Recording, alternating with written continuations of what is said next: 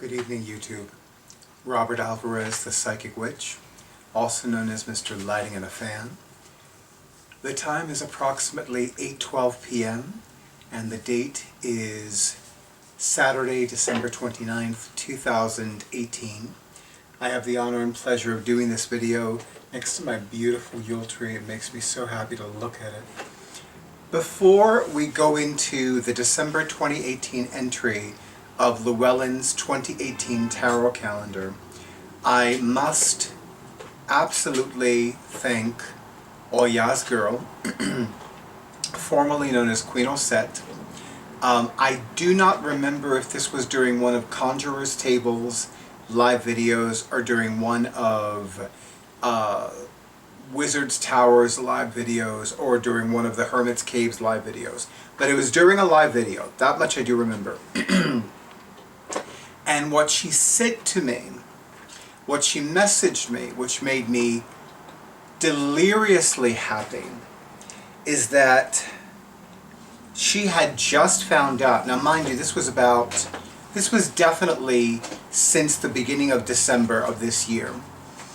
She found out that Llewellyn Publications is going to publish a Llewellyn's 2020 Tarot Calendar, which will be available for purchase as of July 2019. I cannot tell you how deliriously happy that made me, how massively happy that made me. And for those of you who purchased your copies of Llewellyn's 2019 Tarot Calendar, thank you, thank you, thank you, thank you. And for those of you who have already ordered your copies of Llewellyn's 2019 Tarot Calendar and are just waiting to receive it, thank you, thank you, thank you, thank you. It makes me, I cannot tell you how happy it makes me. Because again, prior to Llewellyn's Tarot Calendars, the last time that Llewellyn Publications published a tarot-themed annual was more than a decade ago. So the fact that they're going to publish, the fact that they've already started preparing to publish a Llewellyn's 2020 Tarot Calendar makes my heart sing, makes my soul dance, makes my mind soar. I am beyond moved, beyond happy, beyond heart-touched. And again, the fact of the matter is that Llewellyn Publications would not have invested time, energy, and money in a tarot-themed annual if nobody was buying it. So, again, I cannot tell you how much it means to me that you have spread the word online and off, that you have purchased the calendar, that you've purchased more than one copy of the calendar. And yes, I did actually visit their website yesterday and today. And on Llewellyn's website, the sale is still going on. It is still $3 off. So I am really happy. I thought for sure, because you know how some companies will end a sale after Christmas Day or after Christmas Eve, but no, it's still there. So I'm really, really happy about that. But I mean, just I'm as floored then and now. I'm as floored now as I was then. Sorry, I'm smelling something strange. You smelling something strange? Oh, okay. Okay. It's not from the tree. It's not from in here. This is a good thing. So, without further ado, I'm going to ask my awesome audiovisual person to do a close-up of the cover of Llewellyn's 2018 Tarot Calendar. And this is going to be December 2018. I'm actually going to do, I'm going to flip it open. So I'm going to have him do a quick close-up of the December 2018 page.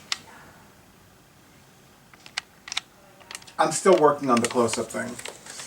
So, and of course, how could I not think of Simon from the Hermit's Cave video? Because the card that is the focus is the Hermit card.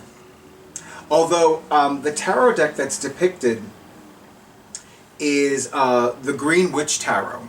And in the Green Witch Tarot, the Hermit card is renamed the Holly King, which makes perfect sense given that, at least in my part of the world, and in Simon the Hermit's Cave's part of the world, it's winter. So we have the Holly King from the Green Witch Tarot. We have the symbol, the lantern. We have the symbol, the hourglass. And we have major influences. So I'm going to talk a little bit about the Hermit card first. For me, the Hermit card, well, first of all, astrologically speaking, the Hermit card corresponds to the sun sign Virgo, which in Western astrology, generally speaking, is the sign of work, of being of service to others, of healing, yes. How could I forget that? Now, I am aware that Simon of the Hermit's Cave is an October Libra, but the fact of the matter is that regardless of your sun sign, you know, if you have an affinity with a certain tarot card, you have an affinity with a certain tarot card. I really dig the Hermit card for a lot of reasons. Number one, I love the Hermit's card. I love the Hermit card with regards to spiritual wisdom from within. For me, when I see the Hermit card in a reading, it's a reminder to go deep within. And instead of seeking advice from others, seeking advice from the inner. I often find myself advising my clients to engage in spiritually uplifting activities such as prayer, meditation, visualization, and journal writing when I see the Hermit card in their readings. When I'm using a tarot deck, that is. I also find that there are similarities between the Hermit card and the Hierophant card, but that really is another topic for another video for another day. The Hermit card definitely is also an indication of engaging in sacred solitude. Most of you know how much I am an advocate for sacred solitude. And sometimes we need to pull away from other people. Sometimes we need to unplug from the world. I really love my sacred solitude sojourns. I thoroughly enjoy when I have those 3-day periods where I have no contact with the outside world. I don't leave my apartment.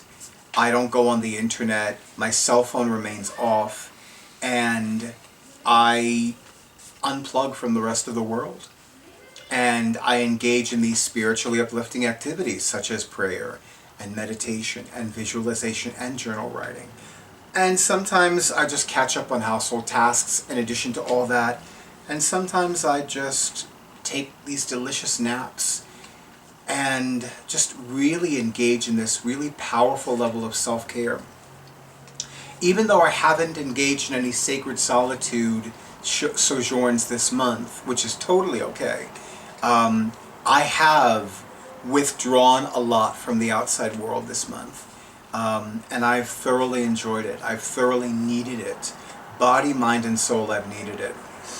And when I return to the world of men, from being in the realms of the goddess, as I've been divinely guided to say, I'm more restored. I'm refreshed, and I'm renewed. Now, I'm going to talk about the symbols first, and I'm going to talk about the major influences. Or rather, I'm going to read the blurb about the lantern first, then I'm going to read the blurb about the hourglass, then I'm going to read the major influences article. But let me begin with what the Barbara Moore wrote about the Hermit card. Or rather, in this case, the Holly King card of the Green Witch Tarot.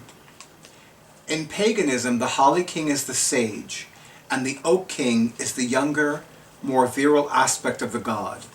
With his wisdom gained through experience, the Holly King is a great symbol for the hermit, indeed. So, without question, I think it's safe to say that one of the most traditional symbols associated on many hermit cards in many tarot decks is the lantern. I think that especially in a Rider-Waite-Smith themed tarot deck, that's like a staple image. It would be like, where's the lantern? As the hermit's most iconic symbol, the lantern represents his inner wisdom. He uses this light to make his way through the world without depending on the ideals or beliefs of others. There is actually a story, and unfortunately the name of the philosopher escapes me at the moment, but he was an ancient Greek philosopher. Oh, I wish I could remember his name. But I remember reading about him, and what he did was, even in broad daylight, he would go through the streets of ancient Greece with a lantern, with an oil lamp lit. And every time he was asked, "What are you looking for? What are you doing?" he would say, "I'm searching for an honest man." And then one day, Alexander the Great approached him and said to him, "How can I help you in your quest?" And this philosopher said to Alexander the Great, "Move out of my way." I always get a kick out of that story because, remember, at that time, Alexander the Great was the youngest and the most powerful and the most influential leader of the world.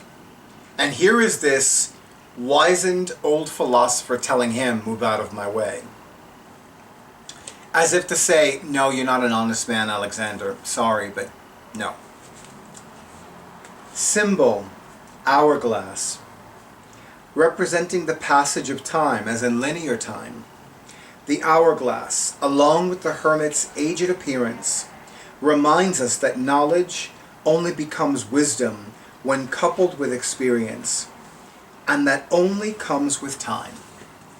You know, the fact of the matter is that there are things that I've learned over the years, and there are things that I did not know when I was in my teens, or when I was in my 20s, or when I was in my 30s. And there are things that I only started to learn when I was in my 40s. I'm sorry, I'm still in my 40s. Not at the 50s yet. Not quite yet. Soon, but not there yet. Soon, but not there yet. And the fact of the matter, yeah, as you can see, I have no issue with the idea of growing chronologically older. But absolutely, I love the fact that I love learning. I love the fact that being a witch and being somebody who studies the sacred tarot, who uses the sacred tarot, and in my case, in a professional capacity, I love how there's always something to learn, and there's always something to explore, and that makes me very happy. That makes me very happy. Major influences. Modern readers often say the Hermit is the teacher card in the tarot, when the Hierophant actually plays that role. See, that makes more sense to me. I never thought of the Hermit card as the teacher. I guess I could see that if stretched, but I never thought of the Hermit card as the teacher card of the tarot. In fact, personally, I've always intuitively thought of the King of Wands as the spiritual teacher of the card of the tarot. And I say this meaning just the literal name of the card. Like if somebody happens to be a spiritual teacher and that person happens to be gender fluid or cis or trans, but the King of Wands showed up, I would still think of that client, regardless of his or her or their sexual orientation, as the spiritual teacher based on the presence of the King of Wands. I find the King of Wands represents the outer spiritual teacher, somebody that one goes to, like somebody would go to my events or my metaphysical classes, or somebody would go to somebody else's metaphysical classes. Whereas the Queen of Wands, I've always intuitively interpreted as the inner spiritual teacher, like the inner spiritual teacher, the inner self, the inner teacher, the inner guide. Okay, but many people don't care for the Hierophant due to his association with formal religion and education, so they don't want him for their teacher. The Hermit is a kind of teacher, but not one who takes on a class of students. Instead, he teaches by example. His life is a witness to his beliefs. He is, by definition, a solitary being. As discussed in August of 2018 in this calendar, the majors are connected with the minors of their same number. So since in most tarot decks this is trump 9, then all the 9s of the minor arcana, 9 of Wands, 9 of Cups, 9 of Swords, 9 of Pentacles, have a connection, at least a tarot numerological connection to the Hermit card, or to trump 9, the Hermit card. The 9s usually show single character, the 9s usually show, okay, take 3. The 9s usually show single characters and how they relate to specific situations. The 9 of Wands shows one's attitude towards standing alone for a belief. Cups, enjoying beauty and a fulfilled wish. Swords, fighting fears. And Pentacles, mastery and achievement. Indeed. I'm also going to add that I'm going to say a little bit more about what Barbara Moore wrote about the Hierophant card, even though that's not the focus of this particular entry. So here's the thing about the Hierophant card. Yes, it is traditionally a card that represents traditional religion, formal religion and education, but that doesn't mean that one is required to accept that. It is a card that symbolizes tradition. So if a certain tradition doesn't work for you, then you have the right to create your own traditions. See, I'm a happily recovered Catholic. I love being a happily recovered Catholic. And yet, there is a part of me that between being a moon magic witch and having an interfaith mindset, I have a Yule tree that I keep up until the 12th day, I bit my tongue, the 12th day of Christmas, also known as the Epiphany. That I also love the Epiphany. I love Three Kings Day. And I love exploring other sacred holy days of other cultures. But the fact of the matter is that just because somebody is teaching something, that doesn't mean you have to accept their teaching. And there may be something that the Hierophant teaches you that you need to learn. Maybe. Just putting it out there. So with that being said, YouTube, thank you so much for joining me on this journey with all of the entries of Llewellyn's 2018 Tarot Calendar. And I am so looking forward to working with Llewellyn's 2019 Tarot Calendar beginning next month and year. If you have not already subscribed to the YouTube channel of yours truly, Robert Alvarez the Psychic Witch, please do so as soon as you can. Make sure that you click or tap the bell icon. That way you will receive a notification. And of course, if you have not already scheduled your sacred session, schedule sooner than later, and trust the universe to provide you with everything you need to avail yourselves of my psychic services.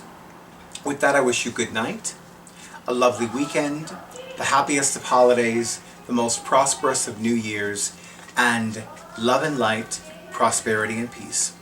And good night.